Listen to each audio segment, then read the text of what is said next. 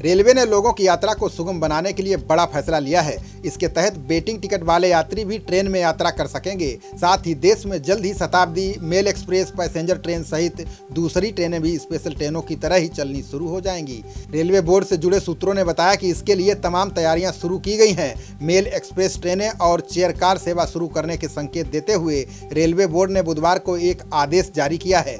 इसमें वर्तमान में संचालित विशेष ट्रेनों और भविष्य में शुरू होने वाली सभी स्पेशल ट्रेनों में भी रेलवे ने यात्रियों के लिए वेटिंग टिकट की सुविधा शुरू कर दी है। रेलवे से मिली जानकारी के मुताबिक नई स्पेशल ट्रेनों के एसी कोच के साथ स्लीपर क्लास के डिब्बे भी जोड़े जाएंगे। ये वेटिंग टिकटें 15 मई से की जाने वाली बुकिंग में मिलेंगी। 22 मई से चलने वाली इन स्पेशल ट्रेनों के लिए वेटिंग टिकट की बुकिंग की जा सकेगी। तत्काल या प्रीमियम तत्काल की सुविधा फिलहाल नहीं होगी। रेल महकमे ने वेटिंग टिकटों की संख्या भी तय कर दी है। टिकटों की बुकिंग IRCTC की वेबसाइट से ही की जा सकेगी। इससे पहले स्पेशल ट्रेनों में केवल कंफर्म टिकट ही बुक हो रहा था। नई स्पेशल ट्रेनों के एसी फर्स्ट कोच में 20 वेटिंग टिकट दिए जाएंगे। वहीं एसी सेकेंड में 50 सीटें और एसी थर्ड में 100 सीटें वेटिंग में दी जाएंगी। स्लीपर में ये संख्या 200 होगी। RAC कोटे में फिलहाल टिकट नहीं दिए जाएंगे। रेलवे से जुड़े सूत्रों ने बताया कि सामान्य ट्रेनों का परिचालन 30 जून तक स्थगित ही रहेगा। जिन लोगों ने 30 जून तक का टिकट लिया है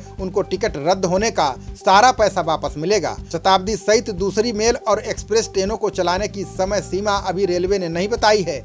कौन कौन सी ट्रेनें किस तारीख से चलेंगी इसकी लिस्ट अभी सामने नहीं आई है। माना जा रहा है कि बड़े शहरों के अलावा अब रेलवे छोटे शहरों के लिए भी ट्रेन सेवा शुरू कर सकता है। रेलवे की इन तैयारियों से स्पष्ट है कि भारतीय रेल ने स्पेशल ट्रेन के अलावा दूसरी ट्रेनों को भी चलाने की तैयारी शुरू कर दी है। इन ट्रेनों में भी यात्रा के लिए सिर्फ IRCTC की वेबसाइट से बुकिंग की जा सकेगी। मतलब साफ है कि रेलवे के बुकिंग काउंटर अभी भी बंद ही रहेंगे।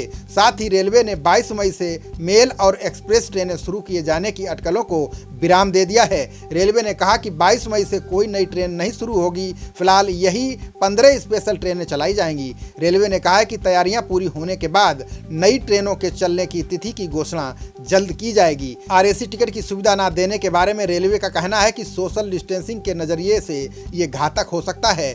RAC टिकट पर यात्रा करने वाले यात्रियों को पूरी सीट नहीं मिलती, बल्कि एक सीट पर 2 पैसेंजर सफर करते हैं। ऐसे में सामाजिक दूरी बना पाना मुश्किल होगा।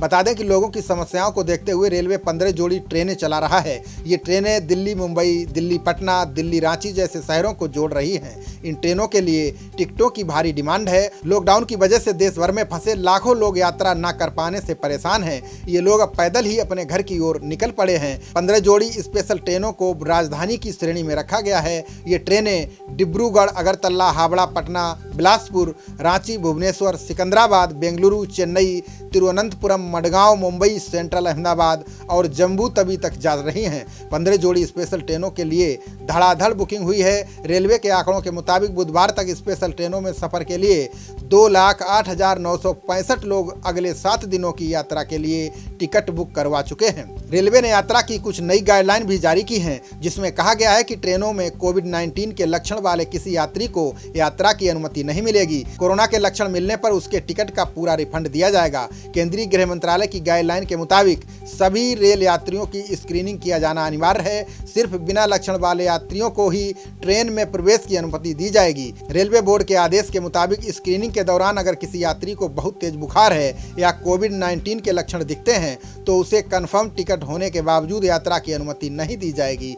ऐसी स्थिति में यात्री को पूरा रिफंड दिया जाएगा। ग्रुप टिकट के मामले में अगर एक यात्री अयोग्य पाया जाता है और टिकट में शामिल अन्य यात्री भी सफर नहीं करना चाहते हैं तो ऐसी स्थिति में सभी यात्रियों को पूरा रिफंड प्रदान किया जाएगा। ऐसे मामलों में TTE उन्हें प्रमाण पत्र जारी करेगा जिसमें यात्रा नहीं करने वाले यात्रियों का विवरण दर्ज होगा। इसके बाद IRCTC उपभोक्ता के खाते में पूरा रिफंड ट्रांसफर कर देगा। रेलवे ने 21 मार्च 2020 से निरस्त हुए टिकटों के निरस्तीकरण शुल्क की शेष राशि भी लौटाने का फैसला किया है। इसके लिए काउंटर से आरक्षण कराने वाले यात्रियों को मुख्य दावा अधिकारी या मुख्य वाणिज्यिक प्रबंधक के समक्ष आवेदन करना होगा। ई टिकट के मामले में ये राशि स्वतः खातों में पहुंच जाएगी। आदेश के मुताबिक 21 मार्च 2020 से निरस्त हुई ट्रेनों के काउंटर से जारी हुए टिकटों का रिफंड लेने के लिए यात्री 3 दिन के स्थान पर यात्रा तिथि से 6 माह के भीतर टिकट जमा कर सकता है। इसमें यात्रा की तिथि शामिल नहीं होगी। इस दौरान जो ट्रेनें निरस्त नहीं हुई हैं और उसमें कोई व्यक्ति यात्रा नहीं कर पाया है,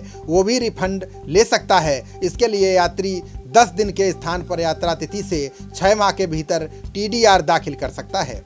इन सबके बीच मौजूदा श्रमिक स्पेशल ट्रेनें वर्तमान व्यवस्था के अनुसार संबंधित राज्य सरकारों के अनुरोध पर सामान्य रूप से चलती रहेंगी। बता दें कि मजदूरों को वापस पहुंचाने के लिए रेलवे की ओर से करीब 350 स्पेशल श्रमिक ट्रेनें चलाई जा रही हैं, जो अलग अलग राज्यों की ओर से कई शहरों के लिए चल रही हैं। ये सभी ट्रेनें राज्य सरकार की सिफारिश के अनुसार उनके द्वारा दी गई यात्रियों की लिस्ट के लिए चलाई जा रही हैं। खबरों का सिलसिला जारी रहेगा। देखते रहिए जनप्रवाद। नमस्कार।